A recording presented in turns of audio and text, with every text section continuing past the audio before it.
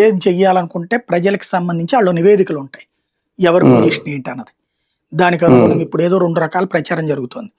Spouse income tax అని, అంటే ఇప్పటిదాకా ఒక కుటుంబంలో భార్య సంపాదన లేదు, భర్త ఒకడే సంపాదిస్తున్నాడు, మనం మనకి మనమే వేస్తాం అక్కడ 15 లక్షల ఎగ్జామ్షన్ ఉంటుంది, మిగతా దానికి కడతాం. ఇప్పుడు భార్యకి భర్త కలిపి జాయింట్ ఇన్కమ్ ట్యాక్స్ డిక్లరేషన్ చెయ్యొచ్చు అంటే 30 లక్షల ఎగ్జామ్షన్ వస్తుంది కదా ఆటోమేటిక్ గా. అంటే దాదాపుగా చాలా మందికి ట్యాక్స్ అయిపోతుంది. ఇప్పటికి 78% మందికి 15 లక్షల లోపే ఉంది, దాంతో ట్యాక్స్ కట్టట్లే 76% మంది ఉట్టి రిటర్న్స్ మాత్రం వేస్తున్నారు. మిగతా 24% మందిలో కూడా ఎగ్జామ్షన్స్ అన్ని పోని ఇన్కమ్ ట్యాక్స్ కడుతున్నది.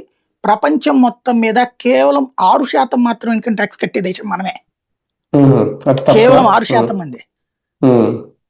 అబౌవ్ 1 crore చూపించిన వాళ్ళు దేశం మొత్తం మీద 90 లక్షల మంది, 90 లక్షల మంది దేశం మొత్తం 150 కోట్లలో.